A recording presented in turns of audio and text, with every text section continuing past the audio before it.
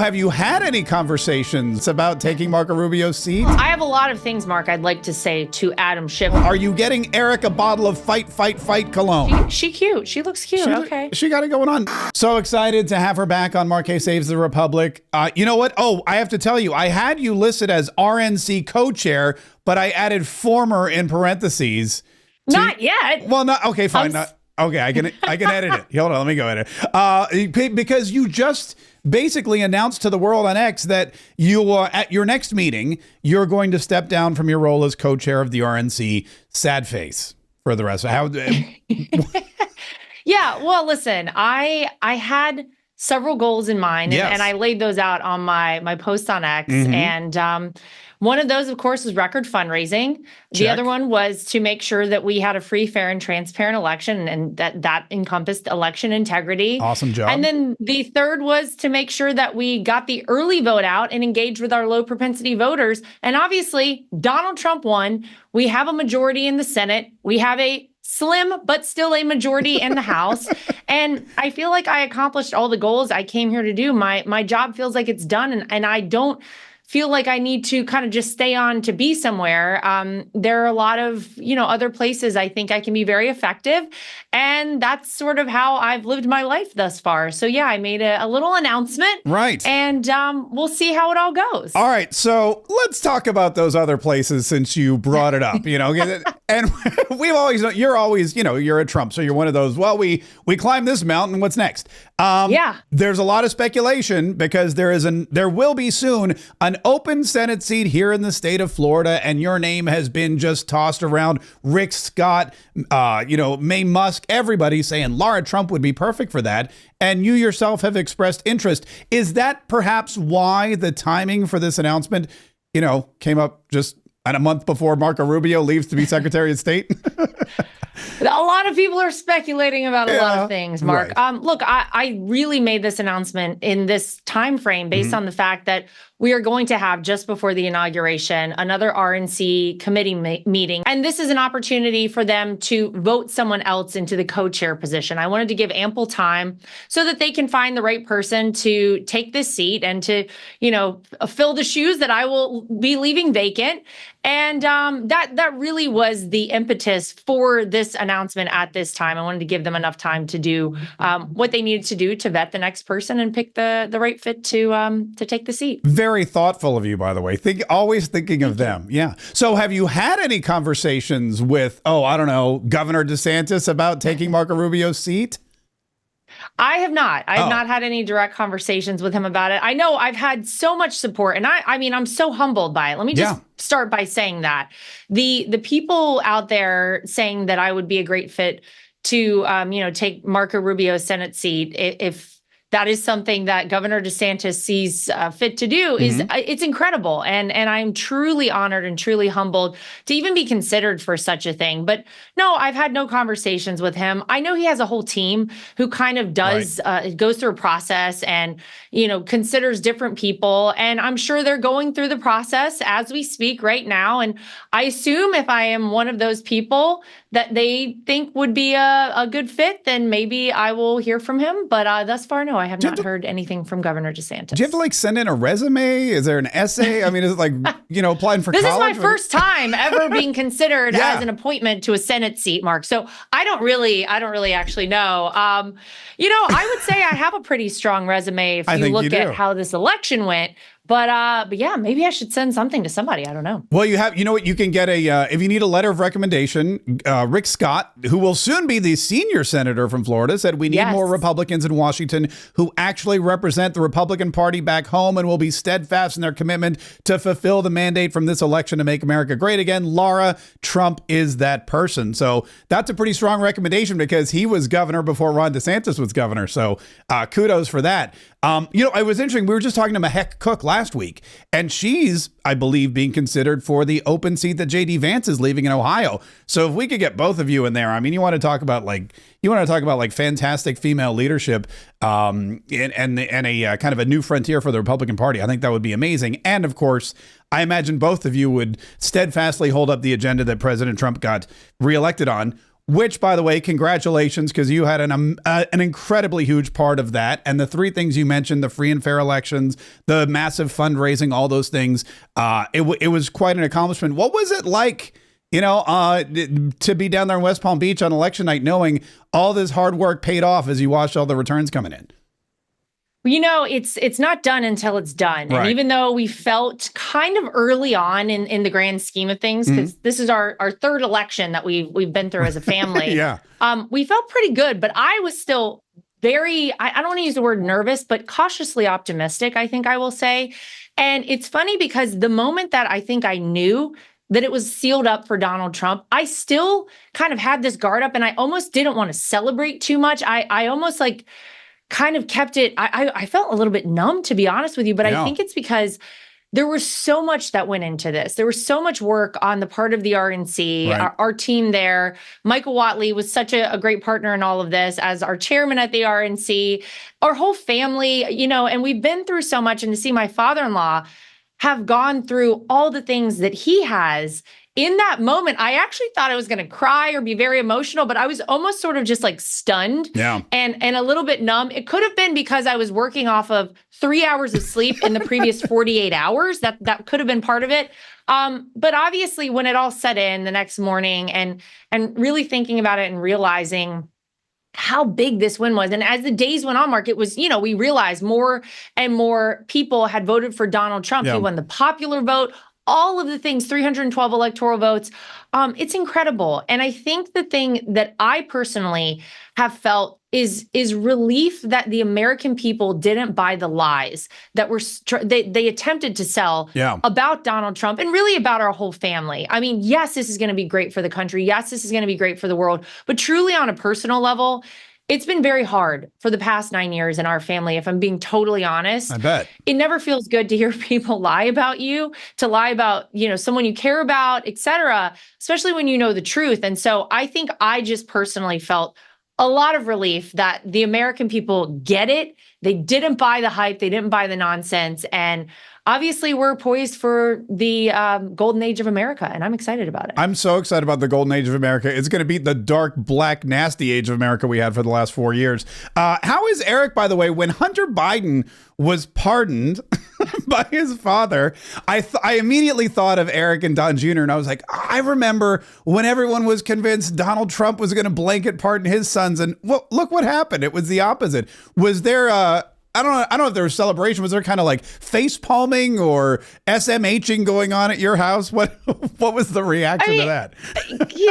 This is kind of predictable. I hate to say it, 100%. But even Donald Trump was the one who I don't think that long ago said, I think that Joe Biden is going to end up pardoning Hunter. Absolutely. And indeed he did. And I very vividly remember a lot of people encouraging my father-in-law saying, look, they're going to come after you guys when you're out of office. Make no mistake, they'll make things up. Oh, yeah, we've seen that happen. Yeah. And you should consider this. And he said, of course I wouldn't do that.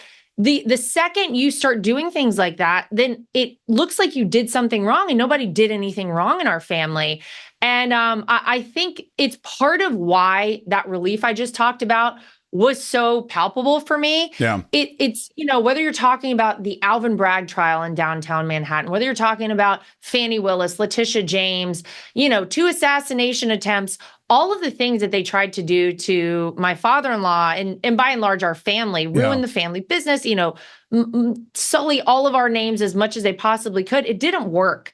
And I think it feels so much better on the other side of this, actually having had to go through all of that.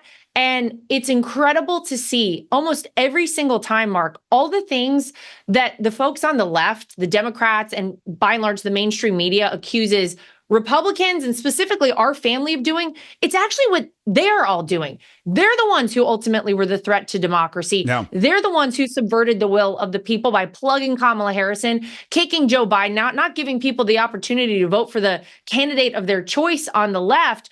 All of the things that they have accused all of us of doing is what they've actually done all along.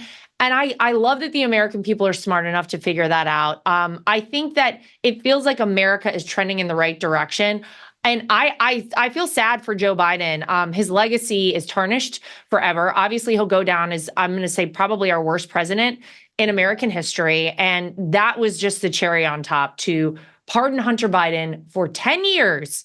You have to ask a lot of questions about the timing of that, what happened in 2014, why it needed to be 10 years. And I'll tell you, if he blanket pardons any of these people, a preemptive pardon that have been discussed, it is going to be really bad. I think it'll set such a horrible precedent for this country. So I hope we don't see that. I mean, yeah, Liz Cheney they're talking about. They're talking about, Adam Schiff, who, by the way, did you hear that Adam Schiff is now a senator because they basically installed him before the January 20th so that he could have seniority when it comes. I mean, what is going on in California? It takes them 3 weeks to count their ballots. Then all of a sudden, they're flipping these seats from Republican to Democrat, and now they're putting in Adam Schiff early. If you become a senator from Florida, you're going to have to work with Adam Schiff.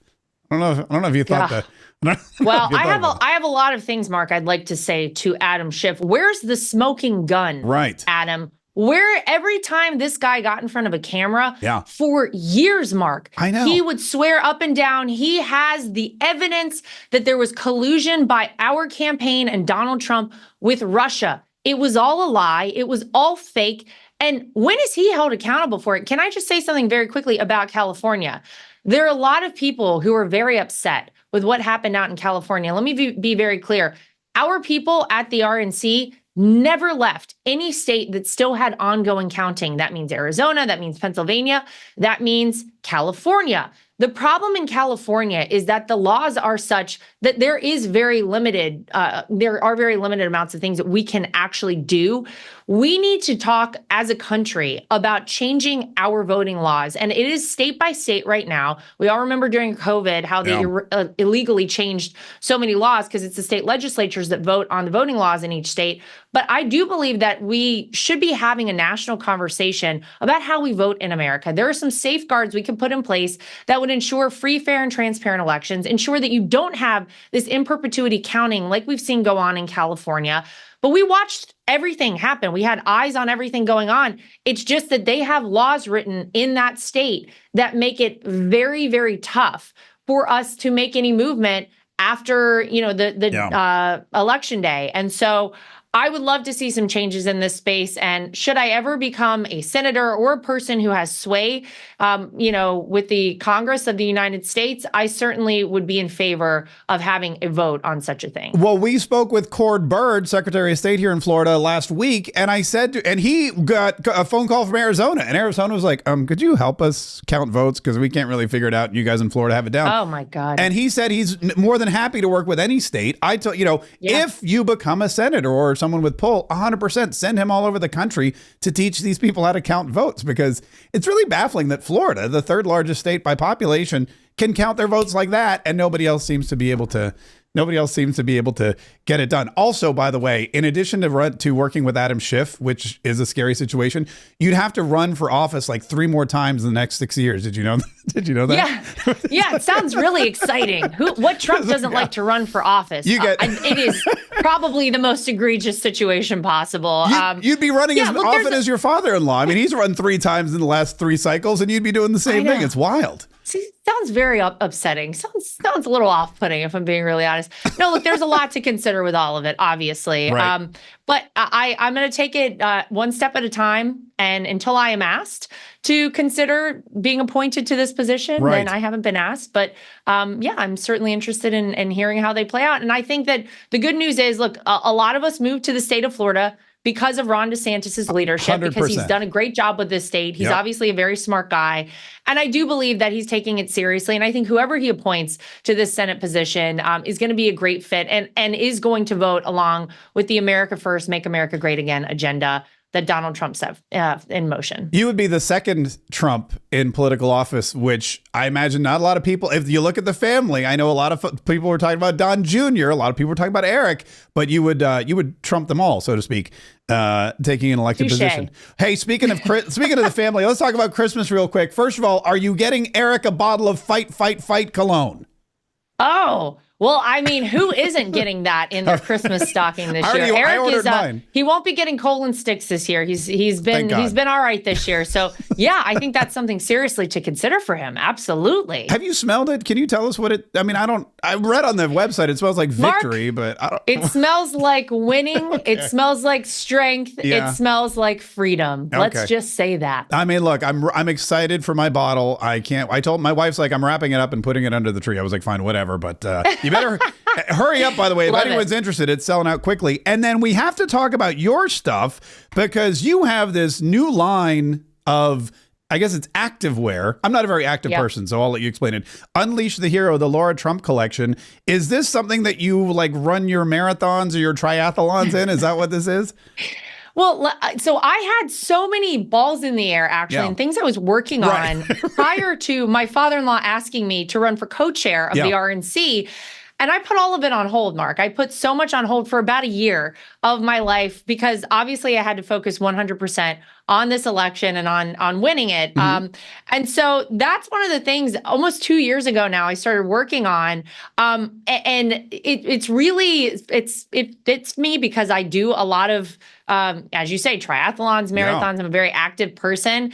And I have a very particular taste in my fabric. I want things well made. And I like things made in the USA, which it is very hard to find. No kidding. And so I decided to start this line. Thank you for talking about it. And I'm really proud of it. Obviously, we have a nod to patriotism. We have a red, white, and blue. People say that it looks like one of the bomb pops that they have. That's what I've heard everybody say. Because it's got the ombre. It kind of blends into each other. She-Ra, Princess of Power. If anybody remembers, that was He-Man's sister, I think, back in the day. And that was like my girl. Like I wanted to really be like She-Ra. So it's a nod to her. But yeah, it's all made in the USA, actually out of Los Angeles. And it's been an interesting process because I understand why so many companies want to manufacture outside of the country. It is very expensive.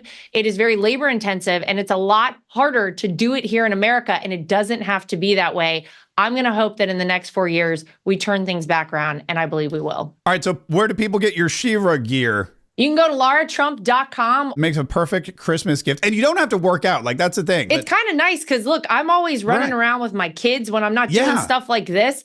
I want to be comfortable, but I also want to look cute doing it. So I give you a little bit of both. You could work out in the morning and then you could go, run your errands, pick your kids up from school. And nobody's going to be like, wow, she looks hideous. They're going to be like, wow, she cute. She looks cute. Okay. She got it going on. No men's line yet, huh? Nothing. Not yet. All right, We're starting small, Mark. I got to do baby steps here. Perfect. And the podcast is still going strong. I saw you had Danica Patrick on The Right View. That's looks like it's almost every day these days, right? Yeah, it's Tuesday, Wednesday, and Thursday at 8 p.m. at therightsview.com.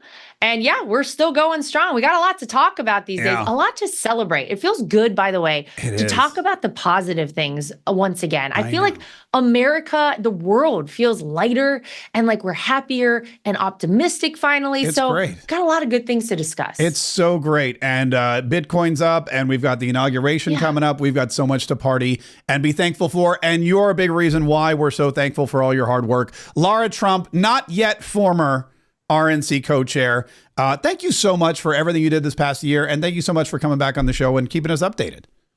You got it. Thanks so much.